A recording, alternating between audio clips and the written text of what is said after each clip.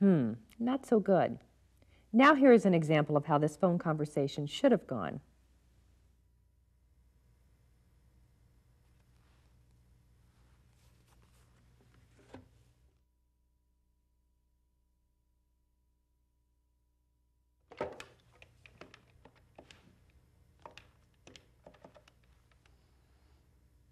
Hello, is Julie there, please? This is Julie. Hi, Julie.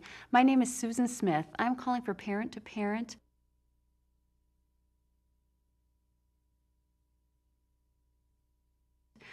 I understand that you were interested in talking with another parent of a child with detached retinas.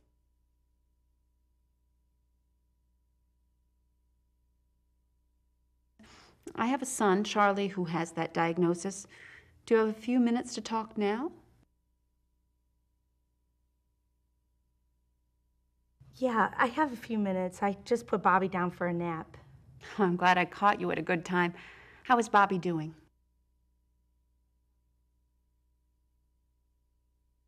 He seems to be doing okay. He's healthy and growing, but the doctor says he can't see at all, and I'm not doing so well. How can I help you? Oh, I don't know. I'm not sure anyone can really help. I'm just very upset right now. Maybe this isn't such a good time to talk. I doubt that you can be of any help.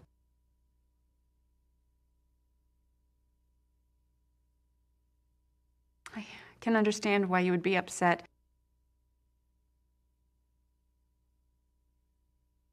After all, this is very new to you. I remember having some bad days when Charlie was first diagnosed.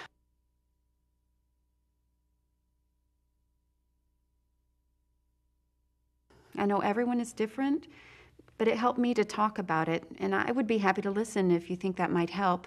Why don't you tell me a little bit more about Bobby?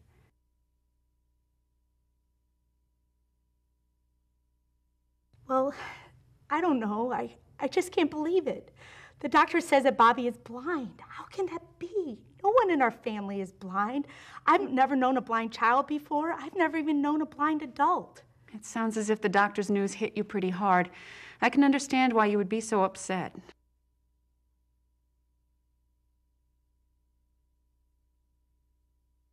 I keep wondering if I did something wrong to cause this. And I keep thinking of all the things that Bobby will never see. I remember feeling guilty and being shocked when I first found out that Charlie was blind. I still feel guilty sometimes, but not like I did then, and I had never met a child who was blind either. It's pretty rare. But now I've met a lot of other families, and talking with other parents was one of the things that helped me the most. That's why I've offered to talk with parents like you, and you don't have to worry about what other people will think. I won't share anything you tell me with anyone else unless you tell me that it's okay. I appreciate that. I keep wondering if Bobby even knows who I am. How old is Charlie, and can he see you? Does he know who you are? Charlie is 5 years old. Because of him, I know that there are lots of ways to learn about the world, and vision is just one of them. Charlie not only knows who I am, he knows and talks to more people than his 8-year-old brother, Kenny. Does he walk and get around and everything? Oh, yes, he does now. Of course, all kids are different, and your son won't be just like mine. It did take Charlie longer to start doing those things than his brother.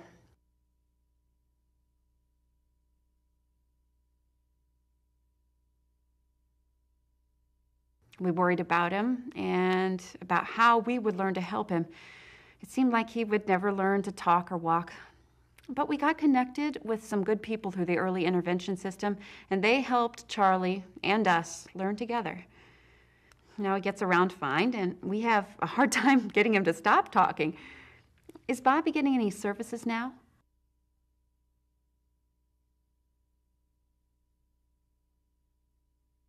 I think the doctor told us to call our early intervention program, and they had us fill out a lot of paperwork and ask us all kinds of questions.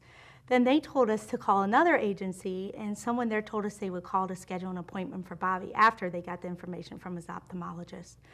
I think they may have been the ones who told us about this parent-to-parent program, but we have a lot to think about, so I'm not too anxious to hear back from them right now.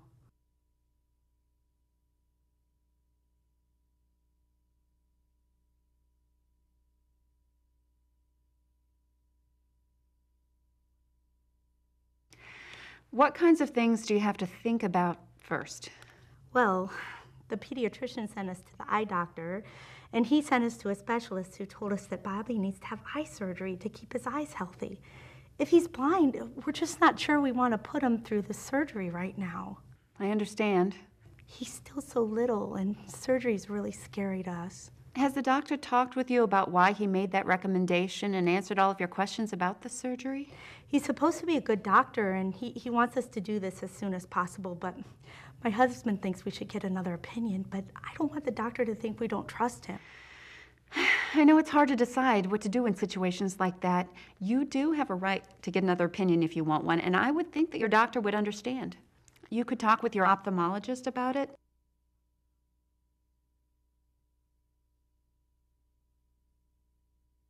Or if you were comfortable with your pediatrician, you could talk to him or her. We take Charlie to Dr. Jones, and we like him. But I know people have different tastes in doctors and different choices depending on their insurance. The staff at the Early Intervention Agency can also help, and I know they would be willing to talk with you even before your scheduled appointment with Bobby.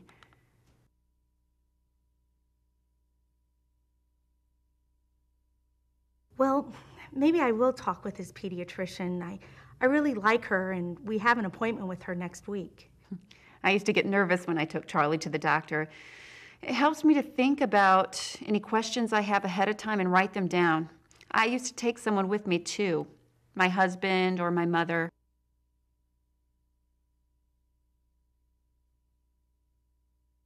My husband is usually able to go with me, and that does help, but we often think of things afterwards that we wish we had asked.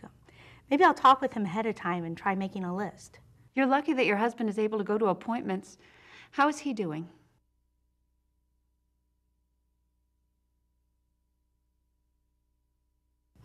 He's doing okay, I guess. He'll be happy to hear that I talked with you. That's good.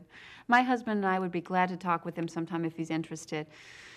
I will be anxious to hear how everything goes. Can I call you back sometime?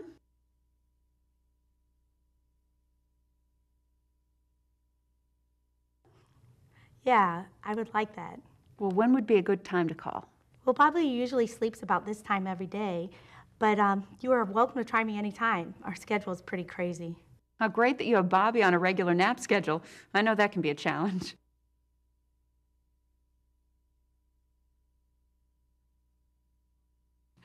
I will try my best to call again about this time, and you're welcome to call me anytime too. It's easiest to reach me early in the morning or in the evenings between 7 and 9. If you have something to write with, I'd be happy to give you my number and my email address.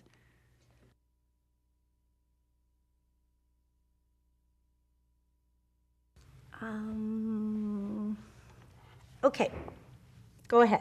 My number is 555-2843.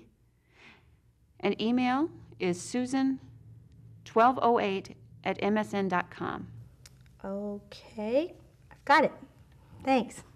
Well, goodbye for now. And good luck with everything. Please keep in touch, and I will be thinking about you, and I hope, in spite of your worries, that you were able to take some time and enjoy Bobby. Thanks. It's been good talking with you. Goodbye. Goodbye, Julie.